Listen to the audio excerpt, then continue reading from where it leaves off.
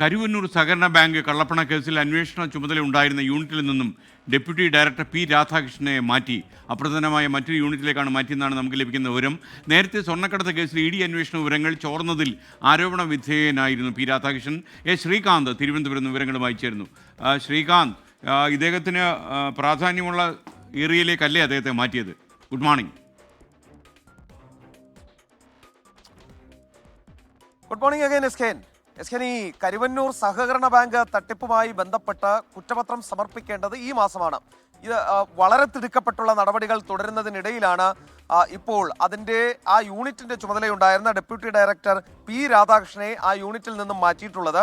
അപ്രധാനമായ മറ്റൊരു യൂണിറ്റിലേക്ക് മാറ്റി എന്നുള്ളതാണ് കിട്ടുന്ന വിവരം. അതായത് ഈ മാറ്റിയതിന്റെ കാരണം എന്താണെന്ന് വ്യക്തമല്ല. അതിൻ്റെ അനൗദ്യോഗികമായി മാറ്റിയതിൻ്റെ കാരണം എന്താണെന്ന് നമുക്കറിയാം. പക്ഷേ അത് നമുക്ക് ഈ ഘട്ടത്തിൽ പറയാനും സാധിക്കില്ല.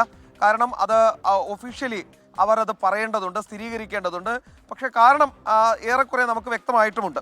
നേരത്തെ ഈ സ്വർണ്ണക്കടത്ത് കേസിൽ ഇ ഡി അന്വേഷണ വിവരങ്ങൾ ചോർന്നതിൽ ആരോപണ വിധേയൻ കൂടിയായിരുന്നു ഈ ഉദ്യോഗസ്ഥൻ. നിലവിൽ കരുവന്നൂർ കേസ് അന്വേഷിക്കുന്ന യൂണിറ്റിന്റെ തലപ്പത്തേക്ക് മലയാളിയായ പുതിയ ഡെപ്യൂട്ടി ഡയറക്ടറെ നിയോഗിച്ചിട്ടുണ്ട്. നിലവിൽ തമിഴ്നാട്ടിൽ സേവനമനുഷ്ഠിക്കുന്ന രാജേഷ് നായരെയാണ് ഇങ്ങോട്ടേക്ക് നിയോഗിച്ചിട്ടുള്ളത്. ഏപ്രിൽ 1-ാം തീയതി അദ്ദേഹം എത്തും എന്ന് കരുതുന്നു. ഇനി മറ്റൊന്ന്, ഇ ഡി കൊച്ചി യൂണിറ്റിന് പുതിയ അഡീഷണൽ ഡയറക്ടർ ചുമതലയേക്കാൻ പോകുന്നു. രാകേഷ് കുമാർ സുമൻ IAS ആണ് പുതിയ അഡീഷണൽ ഡയറക്ടർ. ഈ മാസം 20-ന് അദ്ദേഹം ചുമതലയേൽക്കും.